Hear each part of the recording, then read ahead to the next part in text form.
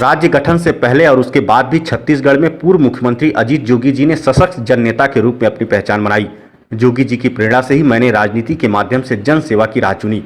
उनका निधन मेरे लिए व्यक्तिगत क्षति है। उनके जीवन से जुड़ी हुई कुछ बातें आपसे साझा कर रहा हूँ। छत्तीसगढ़ राज्य के प्रथम मुख्यमंत्री माननीय अजीत जोगी जी के निधन से हम स्तब्ध हैं। जोगी जी एक सशक्त प्रशासनिक दक्षता वाले राजनेता थे, जिन्होंने मध्य प्रदेश के समय प्रशासनिक सेवा की नौकरी छोड़कर राजनीति में प्रवेश किए।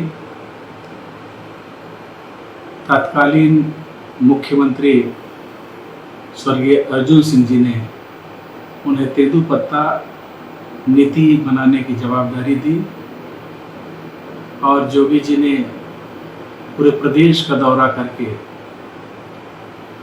तेंदूपत्ता नीति का सहकारीकरण कराया, नीति बनाया।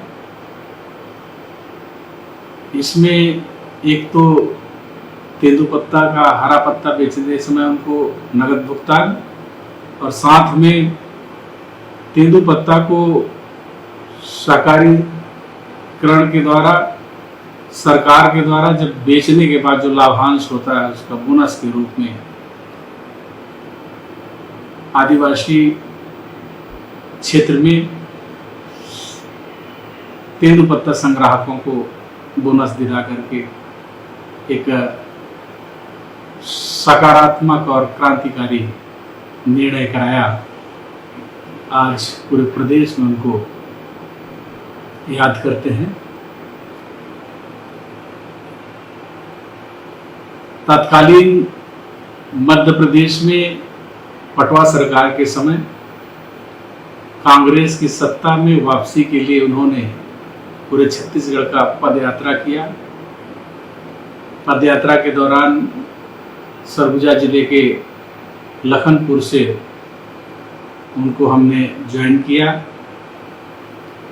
ब्लॉक अध्यक्ष कैलाश अग्रवाल हुआ करते थे उनके निवास से, और हमने लखनपुर सरगुजा जिले से लेकर के बिलासपुर तक उनके साथ पदयात्रा किया।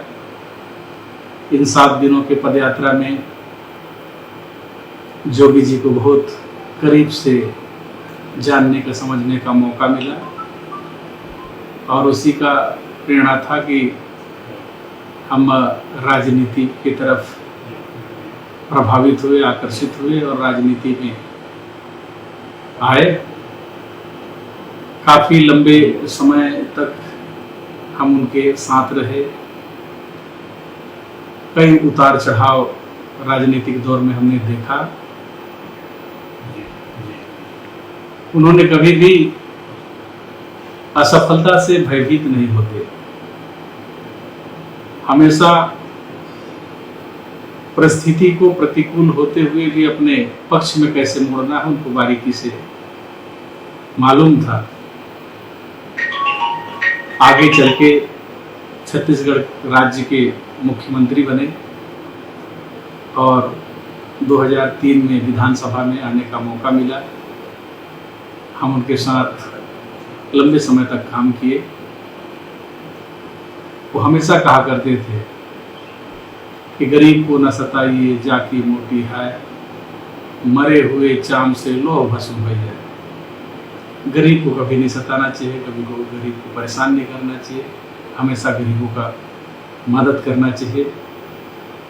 आज भी विभिन्न मौक़ों पे हम उनके इन बातों को अपने स्वभाव में, अपने व्यवहार में उतारने का प्रयास करते हैं। जोगी जी में एक और बात थी कि वो स्पष्टवादिता को ज़्यादा पसंद करते थे। उसी का नतीजा रहा कि राजनीति में गुरु शिष्य का हम लोगों का हमेशा से संबंध रहा, और जब कांग्रेस से अलग हुए उस दौरान मैंने पहले से ही कहा था कि हम कांग्रेस से अलग नहीं होंगे। तमाम राजनीतिक उतार चढ़ाव के बाद भी कभी उन्होंने हमारे ऊपर दबाव नहीं बनाया। उनकी बात हमेशा अपने ज़हन में याद रहेगी। राजनीति के इस दौर में कई घटनाक्रम ऐसे हुए जिसमें जोगी जी ने तमाम उतार चढ़ाव के बावजूद फिर से सामान्य ट्रैक में आ जाते थे। मुझे याद है कि जब महासमुंद लोकसभा से चुनाव लड़ रहे थे और उनकी सड़क दुर्घटना में गंभीर चोट से स्थिति बहुत ही दयनीय हो गई थी, बहुत ही क्रिटिकल हो गई थी। बावजूद उन्होंने उस सदमे से बाहर निकला, मौत को पछाड़ करके मौत और जीवन और मौत से संघर्ष में उन्होंने मौत को हराया। कई बार और उनके जीवन में इस प्रकार की घटना हुई, हर बार उन्होंने मौत को परास्त किया, परंतु इस बार जब वो अस्पताल में थे और हम देखने गए थे, उस समय लग रहा था कि इस बार भी वो जीवन और मौत के जंग में मौत को पछाड़ करके सामान्य रूप से फिर बाहर आएंगे, लेकिन ऐसा नहीं हो सका। हम इस घटना से बहुत स्तब्ध हैं, दुखी हैं।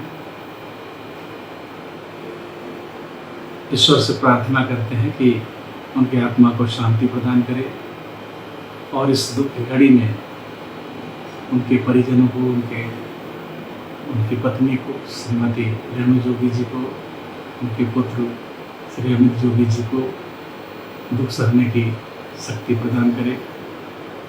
यही ईश्वर से प्रार्थना करता हूँ। ओम शांति।